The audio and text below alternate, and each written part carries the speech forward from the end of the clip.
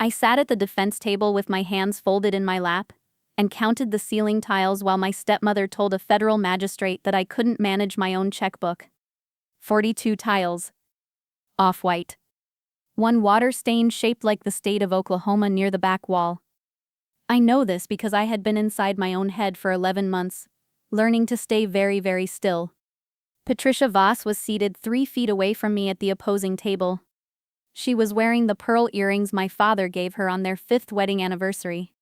She had dressed herself in widow's grief the way other women dress for brunch, carefully with accessories chosen to complete the look. Her attorney had just finished telling Magistrate Judge Helen Caraway that I exhibited, quote, consistent signs of cognitive deterioration and financial disorganization consistent with early-stage executive dysfunction. The clinical language had the intended effect. 2 of the jurors in the gallery shifted in their seats. My half-brother Marcus, who had not called me once in the 14 months since our father's funeral, leaned forward with an expression that looked almost like concern. Let me ask you something. Have you ever been in a room where the story about you was so polished, so well rehearsed, that you started to wonder for half a second if it might be true? My name is Renata Voss. I am 34 years old. I hold a master's degree in forensic accounting, and I spent 6 years as a senior investigator for a firm that consulted with the SEC. I have helped dismantle shell company structures on 4 continents. I have testified as an expert witness in 11 federal proceedings. Patricia called me a girl who couldn't balance a budget. She had been in my father's life since I was 12. He met her at a charity auction 8 months after my mother's death. A quiet, meticulous woman who died of a blood disorder that took 18 months to kill her and never once complained.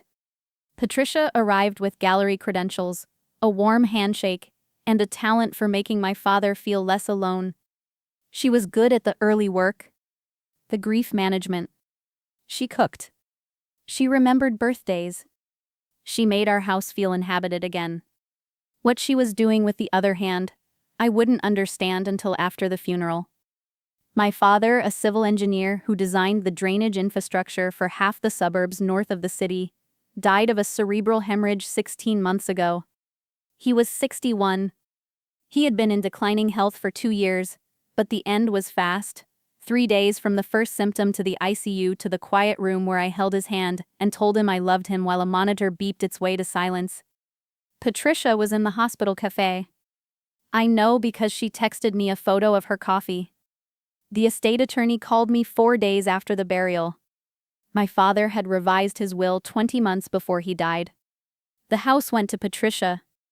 The investment partnership he had built over 30 years, 11 commercial properties, a managed equity portfolio, a municipal bond ladder, assets totaling just under $5 million, went to me as sole trustee. Patricia had known about this revision for 4 months. She found the amendment in his home office during one of his cardiology appointments. I know the exact date she found it because 4 months before my father died, she opened a business checking account in Nevada under an LLC named Cornerstone Advisory Partners, and the first transfer into that account for $11,000 came from my father's partnership operating fund the following Tuesday. She moved money in careful, quiet increments. Nothing that would trigger an automated threshold. Over 4 months, she redirected just under $340,000 through 2 Nevada LLCs and 1 Wyoming holding company, all registered through nominee services, all flowing eventually into a joint brokerage account she shared with a man named Garrett Plume, a commercial contractor she had been seeing for 2 years, including the last 8 months of my father's life. But I am getting ahead of myself. Because the important thing is what happened in the courtroom. Patricia's strategy was elegant in its simplicity. She had hired a psychiatrist, a Dr. Leonard Fay, who submitted a 12-page clinical assessment of my mental competency. He based his conclusions on a 2-hour phone interview with Patricia, a set of bank statements she had selectively printed, and a single voicemail I had left my father 3 months before his death, in which I sounded, according to his report, disoriented and emotionally dysregulated. I had been calling NG to tell my father his cardiologist's office had left a message at my number by mistake. I was not disoriented. I was annoyed about parking. She filed for emergency conservatorship, claiming I was mismanaging the partnership assets, and posed a risk of irreversible financial harm to the estate. Her attorney, a compact man named Douglas Keel, who carried himself like someone permanently late for another meeting, submitted a 12-page brief with charts. The charts showed $340,000, leaving the partnership account over 11 months. He was not wrong about the amount. He was spectacularly wrong about the direction of blame. Magistrate Caraway looked at me over her reading glasses when Keel finished. She had the face of a woman who had spent 20 years being lied to by people who thought they were the first person to try it. "Miss Voss," she said, "these are substantial allegations. Would you like to respond?" The room held its breath. Patricia straightened in her seat. Marcus uncrossed his arms. Keel clicked his pen. I stood, buttoned my jacket, and looked at Patricia for exactly 4 seconds before turning to the bench. "I would, Your Honor," I said.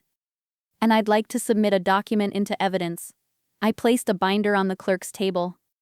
It was gray, 3 inches thick, tabbed in 4 colors. I had been building it for 7 months. "Your Honor, counsel has correctly identified that $342,000 left the partnership operating account over 11 months. What he has not identified is the destination." I opened to the first tab. "These are wire confirmations. 41 individual transfers, each under $10,000, routed to 3 LLCs, Cornerstone Advisory Partners, Highfield Management Group, and Blue Meridian Holdings. All 3 incorporated within a 6-week window following my father's estate attorney's call to me. All 3 controlled by the same beneficial owner." I paused. Patricia Voss. My stepmother. The petitioner. The sound Patricia made was not a word. It was a short, involuntary exhale, the sound a person makes when a floor drops. Keel objected. Caraway waved him quiet and told me to continue. I walked through it section by section. The IP logs, every transfer originating from a device registered to Patricia's home network. The brokerage statements showing the money settling, sitting, then moving again to accounts held jointly with Garrett Plume. The lease on a lakefront property in 3 states over that Plume and Patricia had signed together 14 months ago, 8 months before my father died, funded by the first round of transfers. Then I reached the yellow tab. "Patricia's petition includes a letter," I said. "Exhibit 7 in her original filing. It purports to be a memorandum from my father, granting Patricia broad administrative authority over partnership assets.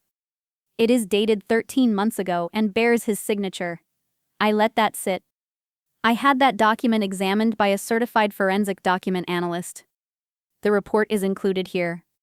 The signature is a lifted image, digitally transposed from a 2021 tax authorization form. The PDF metadata indicates the file was created 9 days after my father's death on a workstation registered to Douglas Keel's firm. Keel stood up so fast his chair rolled back and hit the bar partition. "That is an absolute. The metadata," I said, "does not lie." Magistrate Caraway removed her glasses. She set them on the bench in front of her and looked at Patricia for a long moment without speaking. When she spoke, her voice had the temperature of a January morning. "Mrs. Voss, did you prepare or cause to be prepared the document marked Exhibit 7? Keel grabbed Patricia's arm. She shook him off. "I was protecting what I was owed," Patricia said. Her voice had gone flat, the performance stripped away. 17 years. I managed that man's life. I was there when she wasn't.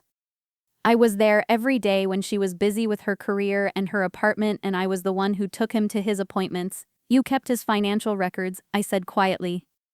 "You kept his passwords. You kept his signature." The gallery had gone entirely silent. Marcus was looking at his hands. Magistrate Caraway ruled from the bench. Petition denied. The forged exhibit referred to the U.S. Attorney's Office for the district. A separate referral to the state bar regarding Keel. She asked me, before she stepped down, whether I had notified the FBI about the interstate wire transfers. I told her they already knew. I did not go to Patricia's sentencing 8 months later. I did not need to.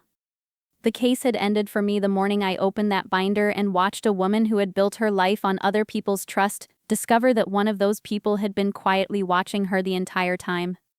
What I did instead was drive to the cemetery where my father is buried, sit in the grass next to his stone, and tell him I was sorry it took so long. I told him I had been frightened every day for 7 months, waking at 4 in the morning, certain I had missed something, certain she would find out, certain the family would look at me the way Marcus had looked at me from that gallery seat. I was afraid constantly. I just didn't let the fear make my decisions. People mistake patience for passivity. They see someone sitting quietly at a table, and they assume she has nothing to say. They don't consider that she might be waiting for the exact moment when saying it will count. Patricia was loud and fast and certain of herself. I was none of those things. She played to the audience. I documented for the record. When the curtain came down, the audience understood they had been watching the wrong person all along. I restructured the partnership, established a donor-advised fund in my mother's memory, and adopted a rescue greyhound I named Discovery. Marcus called twice. I answered the second time. We are cautiously in the process of being something like family again. Some of you are reading this at a kitchen table right now, with documents in front of you that don't make sense, wondering if the doubt you feel is evidence of your own instability or someone else's design. I want you to know the difference between those two things is traceable. It always leaves a record. So here is the question I keep returning to. When someone has spent years making sure you doubt yourself, what is the first thing you have to do before you can fight back?